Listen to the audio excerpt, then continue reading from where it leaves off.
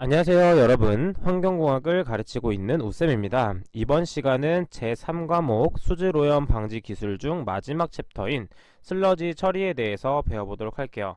자, 이 챕터 부분은 책을 통해서 공부해 보도록 할 건데, 중요한 개념들 밑줄을 치고 그 다음에 중요한 공식들 두세 개 정도만 같이 하고 이 챕터를 마무리하도록 하겠습니다. 자, 그럼 첫 번째 슬러지 처리의 기본 개념을 보게 되면 슬러지 처리 개통도가 나와 있습니다. 자, 그 다음에 중요한 것은 슬러지의 구성 및 비중, 부피입니다. 자, 이 부분에 대해서 한번 배워보도록 할게요. 자, 슬러지는 보통 수분과 고용물로 구성되어 있습니다. 자, 여기 밑줄. 슬러지는 수분과 고용물로 구성되어 있어요. 자, 이때 TS는 어떤 식으로 구성되어 있냐면 필기 부분에서 배웠던 부분인데 VS인 유기물과 FS인 무기물로 구성되어 있습니다. 따라서 슬러지가 어떻게 구성되어 있는지 따라서 슬러지가 비중이 어떻게 되고 부피가 어떻게 되는지 알 수 있기 때문에 이 구성은 반드시 알고 계셔야 됩니다. 자, 그러면 두 번째에 있는 슬러지 비중에 대해서 배워보도록 할게요. 자, 슬러지 비중을 구하는 방법은 슬러지는 물과 TS로 구성되어 있습니다. 따라서 슬러지의 함유량은 1 또는 100으로 봤을 때 밀도, 이때 물의 함유량을 함유량 퍼센트, 그 다음에 TS의 밀도분의 비중분의 함유량으로 볼 수 있습니다. 자, 그 다음에 TS의 비중은 비중분의 100은 VS와 FS로 구성되어 있기 때문에 VS의 밀도 혹은 비중분의 VS의 함유량, 그 다음에 FS의 밀도 혹은 비중분의 FS의 함유량으로 보시면 됩니다. 왜냐하면 비중과 밀도는 밀접한 관계가 있기 때문에 비중에 단위를 붙이는 게 밀도라고 생각을 해주셔도 됩니다. 자, 그럼 이제 이렇게 보면 이해가 안 될 수도 있기 때문에 같이 문제를 풀면서 한번 계산을 해보도록 할게요. 자, 개념 잡기를 한번 보도록 하겠습니다. 1차 처리 결과 생성되는 슬러지를 분석한 결과 함유율이 80%, 그 다음에 함수율이 80%, 즉 물의 함유량이 80%란 얘기입니다. 자, 그 다음에 고형물 중 무기성 고형물질이 30%가 있고 무기성 고형물은 FS, 그 다음에 유기성 고형물질은 70%, 즉 VS는 70%가 존재합니다. 자, 이때 유기성 고형물질 FS의 비중은 1.1, 유기성이네요. 자, 그러면 VS입니다. VS의 비중은 1.1이고 무기성 고형물질 FS의 비중은 2.2로 판정이 되었습니다. 자, 이때 슬러지의 비중을 구하기 위해서는 먼저 TS의 비중을 구하는 게 중요합니다. 따라서 TS의 비중을 보게 되면 TS의 비중분의 1은 VS 비중분의 함유량, 그 다음에 FS의 비중분의 함유량입니다.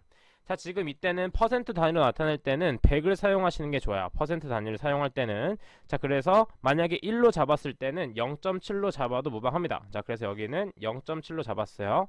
왜 그러냐면 0.7은 70%이기 때문이고 0.3은 30%이기 때문입니다. 자, 그래서 유기성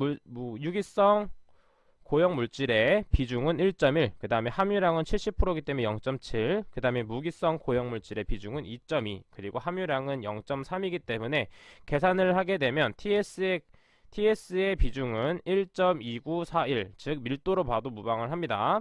자, 이렇게 계산될 수가 있고, 자, 그 다음에 마지막으로 이제 슬러지는 물과 TS로 구성되어 있지만 물은 0.8, 그리고 물의 밀도는 주어져 있지 않습니다. 왜냐하면 물의 밀도는 1이기 때문이에요. 자, 이거는 개념 부분에서, 개론 부분에서 여러분들이 공부를 한 부분이기 때문에 당연히 알고 계셔야 되는 부분입니다. 따라서 이때 슬러지의 밀도는 1.047이 나오고 이것을 비중으로 바꾸게 되면 1.047 그대로 나오게 됩니다. 따라서 밀도로 보셔도 되고 비중으로 보셔도 되는데 최종적인 단위를 붙일 때는 슬러지의 비중을 물었다면 단위를 없게 해주시면 되고 슬러지의 밀도를 물었다면 단위를 붙여주시면 됩니다. 왜냐하면 슬러지는 물에 대한 비중을 보기 때문에 물의 밀도는 1이기 때문이죠. 자, 그 다음에 세 번째에 있는 슬러지의 부피를 보도록 하겠습니다. 자, 슬러지의 부피는 처리 전의 슬러지 부피 곱하기 100 마이너스 처리 전의 슬러지의 함수율, 마찬가지로 처리 후의 슬러지의 함수율을 이용해서 구하는 것은 처리 후 슬러지 부피 곱하기 100 마이너스 처리 후 슬러지의 함수율로 구할 수가 있습니다. 자, 이 부분의 문제를 같이 풀어볼 건데, 자, 이 부분은 좀 어렵게 느낄 수가 있어요. 지금 문제를 읽어보면 상등액대 침전 슬러지 용적비가 2대1로 나와 있다고 되어 있습니다. 자, 그러면 상등액과 침전 슬러지를 합친 것, 이것이 처리 전 슬러지의 부피라고 볼 수가 있고, 처리 후의 부피는 상등액이 사라지기 때문에 침전 슬러지만 남아있다고 보시면 됩니다. 따라서 V1은 부피가 3이 되고 V2는 부피가 1이 되는 것이에요. 따라서 V2의 W2를 계산하게 되면 0.91이라는 값이 나오게 됩니다.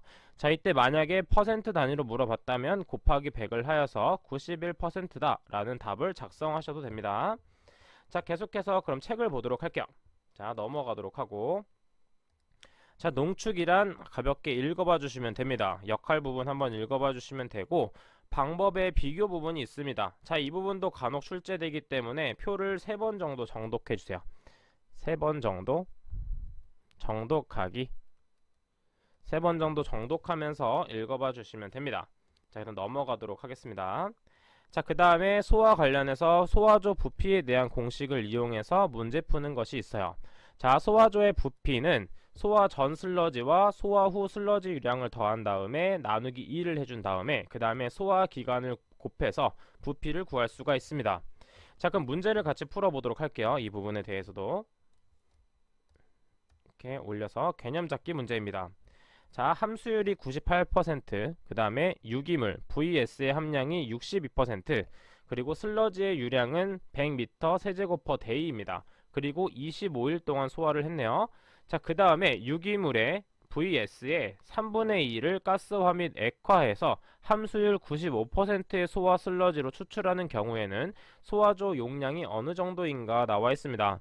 자, 이 부분 팁 부분을 자세히 보시면 소화 시 유기물만 줄어들고 무기물은 그대로 유지가 됩니다. 이게 중요한 포인트입니다. 자, 그럼 보게 되면 소화 전의 TS는 100 곱하기 1-0.98, 왜냐하면 이 부분은 함수율이기 때문에 물이 포함된 부분을 제거하게 되면 2m 세제곱 데이라는 값을 갖게 되죠. 자, 그러면 소화 전의 VS는 62%를 함유하기 때문에 1.24, 그 다음에 FS는 38%를 가지고 있기 때문에 0.76을 가지고 있습니다. 자, 이때 FS는 변함이 없습니다. 자, 이것은 변함이 없습니다. 자, 따라서 소화를 시키게 되면 VS는 3분의 2가 액화되기 때문에 3분의 1만 남아있게 됩니다. 그래서 여기 3분의 1을 곱해주게 되는 것이에요. 따라서 소화 후의 VS는 0.4133 미터 세제곱 데이라는 값이 나오게 되고, 자, 이때 소화 후의 TS는 소화 전에 변하지 않았던 FS 값과 소화 후에 변했던 VS 값을 더하게 되면 1.1733이라는 값이 나오게 됩니다. 자, 이때 Q2는 어떻게 구할 수 있냐면 1.1733 나누기 0.05를 하게 되는데, 자, 이때 왜 0.05를 하게 되면 함수율이 95%입니다. 자, 이걸 쉽게 생각하면 슬러지의 양을 보게 되면 고형물 5개에 100개에 해당하는 슬러지가 됩니다. 왜냐하면 95%가 물이기 때문이에요. 자, 그래서 0.05를 나눈 이유는 우리가 구한 1.1733은 고형물에 관한 것입니다. 자, 그래서 우리는 이 고형물을 슬러지로 바꿔주는 게 중요하죠. 자, 그래서 이때 0.05에서 5는 고형물을 뜻하고, 그 다음에 이거를 좀 쉽게 보게 되면 100분의 5라고 하게 되면 이때 5는 고형물, 이때 100은 슬러지라고 볼 수 있습니다. 그렇기 때문에 이 고형물이란 단위를 잘라주기 위해서는 나눠서 자리를 바꿔줘야 되는 것이죠. 그래서 나눠주는 것입니다. 이 부분 헷갈리시면 안 돼요. 따라서 Q2의 값을 구했기 때문에 그대로 공식에 대입을 하게 되면 아래와 같은 답이 나오게 됩니다. 자, 그만큼 중요하기 때문에 이 부분도 간혹 출제가 돼요. 그래서 체크를 하고 같이 풀어보시는 게 중요합니다. 자, 그 다음에 여기 소화율을 보게 되면 이 부분에 지금 퍼센트 단위가 지워졌네요. 자, 여기에 퍼센트가 들어가야 되는데 퍼센트가 잘렸습니다. 곱하기 100을 해줘야 됩니다. 100을 안 하게 돼서 만약에 예를 들어서 이 해당 값이 0.71이 나왔다면 이 소화율은 71%다 정도는 여러분들께서 짚고 넘어가 주셔야 됩니다. 자, 여기에 100 부분을 곱해 주셔야 된다는 거 같이 체크를 해주시면 되겠습니다. 자, 그 다음 다음으로 계속 넘어가서 이 부분은 그대로 계산을 하시면 되고, 자, 밑에 소화조 운전상에 문제점 및 대책이 있는데, 자, 이 부분도 3번 정독해 주세요. 3번 정독하기. 자주 출제되진 않지만 간혹 출제되기 때문에 3번 정도 정독을 해서 이런 게 있구나 정도만 파악을 해주시면 됩니다. 자, 그럼 네 번째, 혐기성 소화법과 비교한 호기성 소화법의 장단점. 자, 혐기성과 호기성은 앞에서도 계속 다뤘기 때문에 앞에 부분을 참고해서 이 표를 봐주시게 되면 쉽게 이해가 되실 겁니다. 자, 그럼 계속해서 밑을 보게 되면 계량 방법도 또 나와 있어요.